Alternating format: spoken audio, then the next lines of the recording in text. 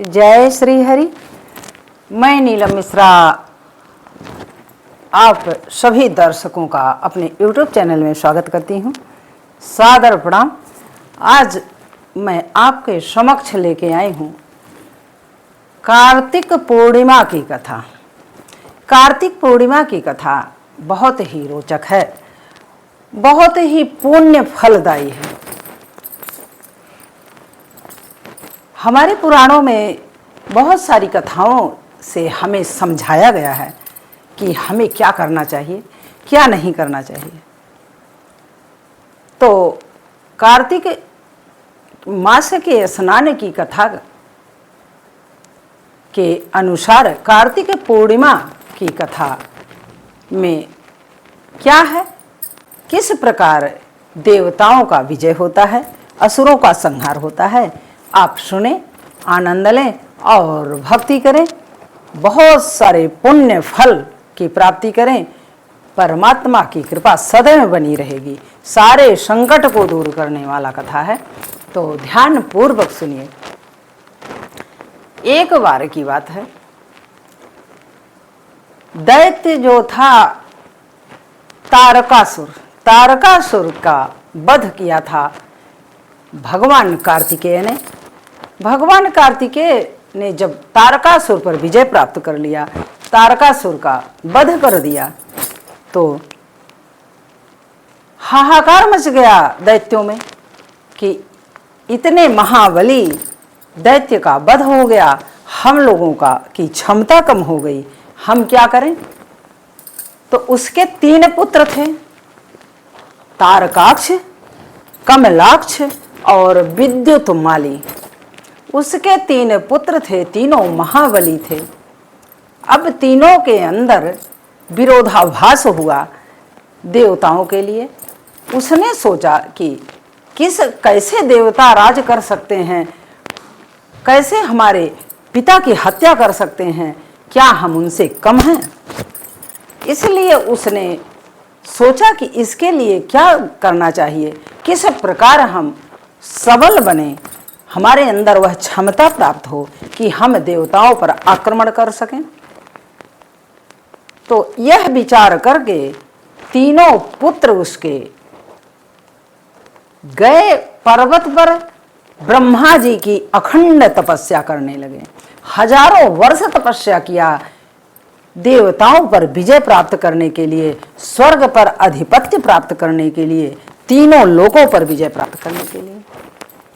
अब जब तीनों ने अखंड तपस्या की, हजारों वर्ष तक तपस्या किया, निर्जला रह करके, कहने का तात्पर्य है कि हर प्रकार से ब्रह्मा जी को प्रसन्न करने का उन्होंने ठान लिया था।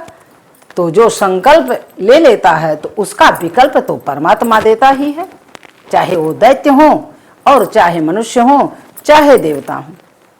इसलिए कि आप जो करते हैं उसी का फल प्राप्त होता है। अब जब उन्होंने तपस्या किया तो ब्रह्मा जी प्रसन्न हो गए। ब्रह्मा जी प्रसन्न हो जाते हैं और प्रसन्न होकर के पूछते हैं कि क्या चाहिए आपको। मैं प्रसन्न हूं आपकी तपस्या से।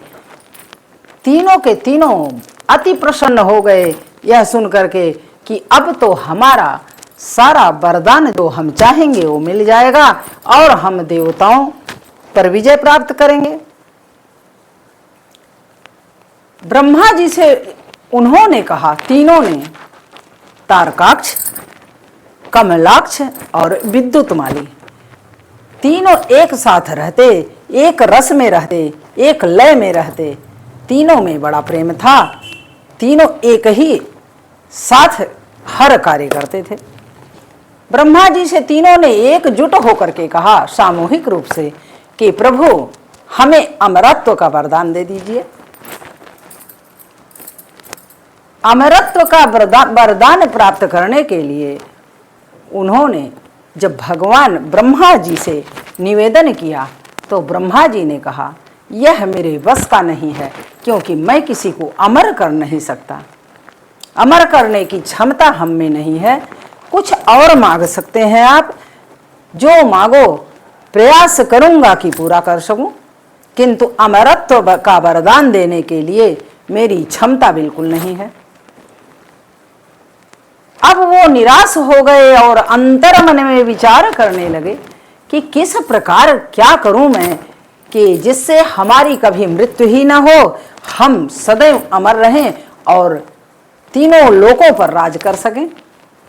जब इस प्रकार का विचार उनके मन में आया तो अब सोचने लगे कि क्या करें, कौन सा ऐसा वरदान मांगें कि जिससे हमारा कभी नाश ही ना हो, हम अमर ही रहें। उसके लिए उन्होंने विचार करने के उपरांत ब्रह्मा जी से कहा कि प्रभु हमें ऐसा वरदान दीजिए कि आकाशमंडल में, अब सोचिए कि कितना क्लिष्ट वरदान मांग रहे हैं वो सब बुद्धिमानी से, होशियारी से। कहा कि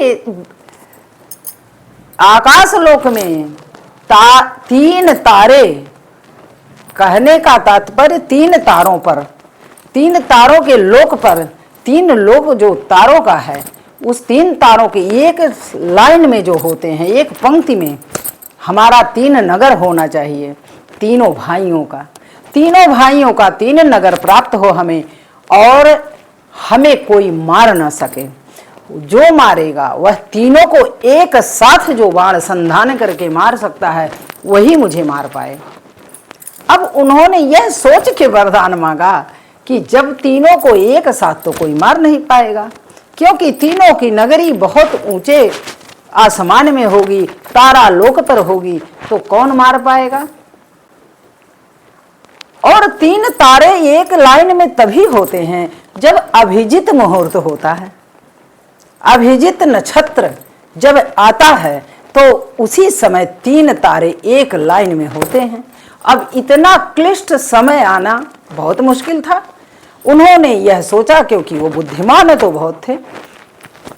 जो भी जीव तपस्या करता है परमात्मा की, वह बुद्धिमान तो होता ही है।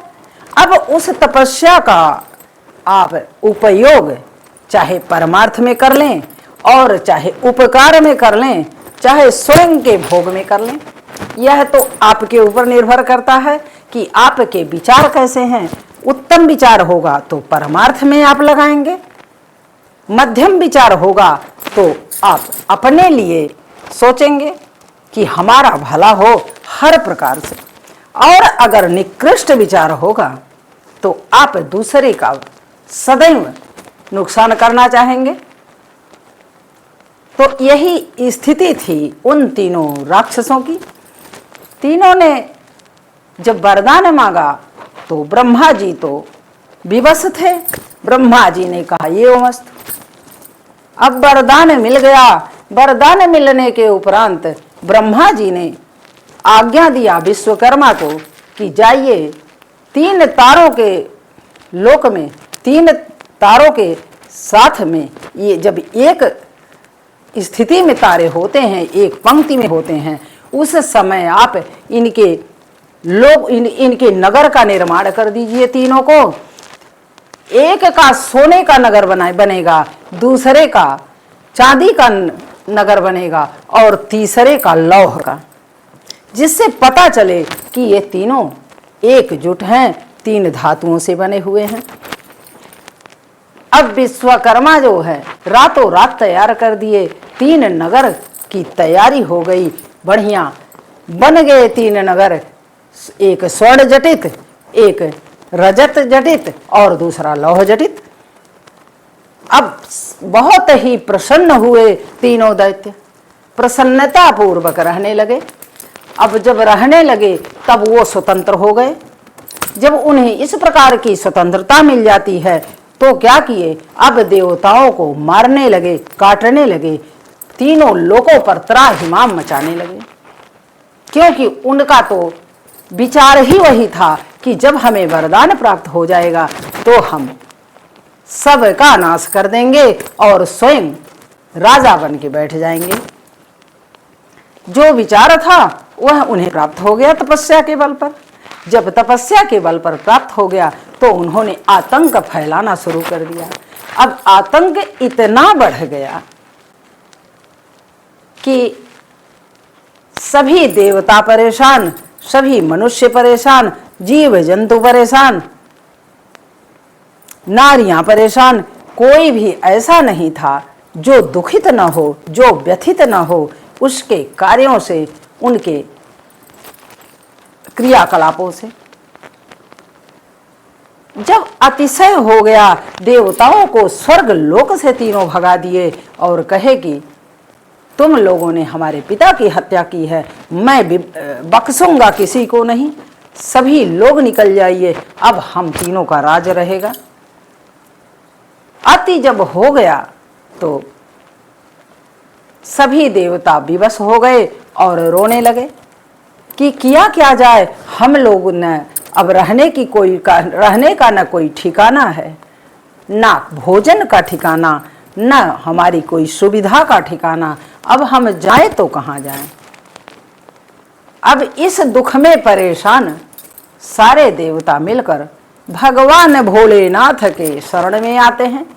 भगवान भोलेनाथ से प्रार्थना करते हैं कि हे प्रभु, हमारी तो बड़ी दुर्व्यवस्था हो गई है, हम लोगों का जीना हराम हो गया है। ये त्रिपुर, उनको तीनों एकजुट रहते थे, इस कारण उनका नाम तीनों का एक साथ लिया जाता था, एक साथ उनको त्रिपुरासुर कहा जाता था। त्रिपुरासुर ने हम लोगों का जीना हराम कर दिया है, हम लोग करें तो क्या करें। भगवान भोलेनाथ ने कहा कि इनको मारना तो बड़ा कठिन काम है, क्योंकि इनको तो ब्रह्मा जी ने वरदान ऐसा दे दिया है कि ये इनकी मृत्यु ही बहुत ही कठिन है। किस प्रकार मारा जा सकता है, इनके लिए तो बहुत बड़ी व्यवस्था होनी चाहिए, बहुत बुद्धि विवेक से काम करना होगा, कोई सक्षम नहीं है। सभी देवताओं ने कहा कि भोलेनाथ, आप देवों के देव महादेव हैं, आपसे क्या काम नहीं हो सकता, आपसे कौन सा काम कठिन हो सकता है, क्योंकि आप तो सर्वदाता हैं।